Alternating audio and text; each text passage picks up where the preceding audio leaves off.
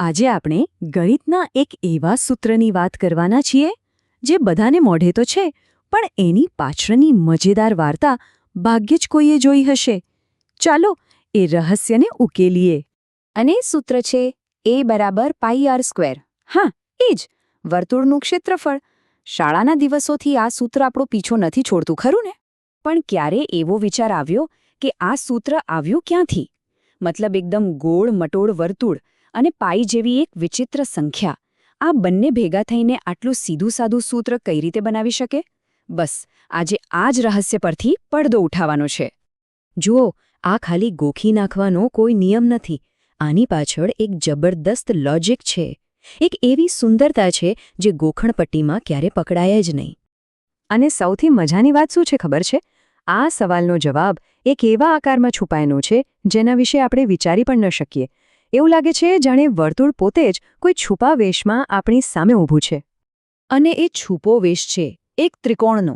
હા, બરાબર સાંભળ્યું, એક ત્રિકોણ. હવે નવાઈ તો લાગે જ ને. એક ગોળમટોળ વર્તુળ અને સીધી લીટીઓવાળો ત્રિકોણ, આ બંને વચ્ચે શું લેવા દેવા હોઈ શકે?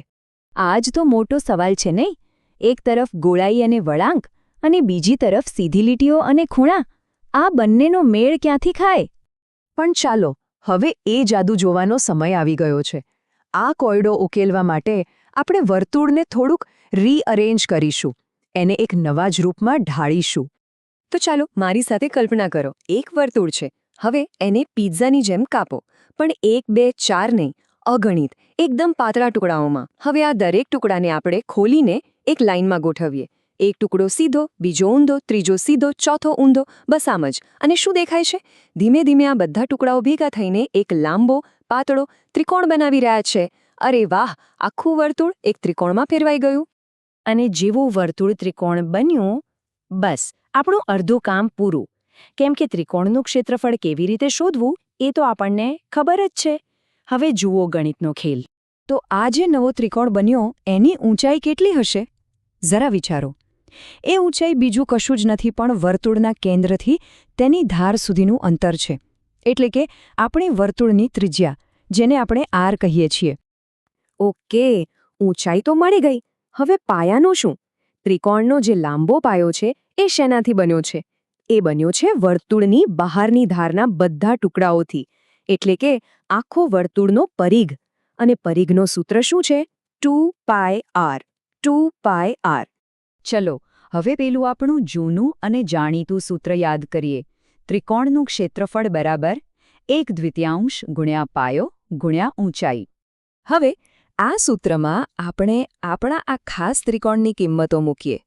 પાયાની જગ્યાએ આપણે મૂકીશું વર્તુળનો પરિઘ અને ઊંચાઈની જગ્યાએ મૂકીશું વર્તુળની ત્રિજ્યા. એટલે કે પરિઘની જગ્યાએ 2πr અને ત્રિજ્યાની જગ્યાએ r. તો હવે આપણું સૂત્ર કેવું દેખાશે? ચાલો જોઈએ શું જવાબ આવે છે. અને અહીં જુઓ, 1/2 2 અને 2πr ના 2 કેન્સલ. તો વધ્યું શું? પાઈ ગુણ્યા r ગુણ્યા બીજો r, એટલે કે πr². આવી ગયું ને? જે સૂત્રથી શરૂઆત કરી હતી એ જ સૂત્ર આપણે સાબિત કરી દીધું. આ જ તો છે ગણિતની સુંદરતા. પણ સ્ટોપ! વિચારતા હશો કે આ કોઈ નવી ટેકનિક હશે, બરાબર?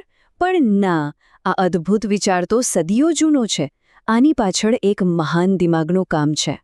આ વિચારનો શ્રેય જાય છે ગ્રીક ગણિતશાસ્ત્રી આર્કિમિડીઝને.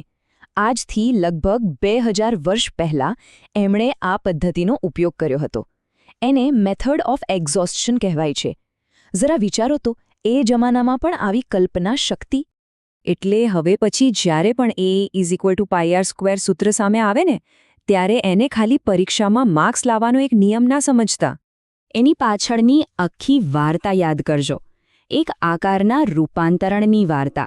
એ વાર્તા જે આપણને બતાવે છે કે કેવી રીતે એક વર્તુળ ખરેખર તો છુપાવેશમાં રહેલો એક ત્રિકોણ જ છે. અને આ આપણને વિચારવા પર મજબૂર કરે છે કે ગણિતમાં આવા બીજા કેટલાય સરળ દેખાતા સૂત્રો હશે જેની પાછળ આવી જ કોઈક અદ્ભુત અને રોમાંચક વાર્તા છુપાયેલી હોય. કદાચ એને શોધવાનો સમય હવે આવી ગયો છે.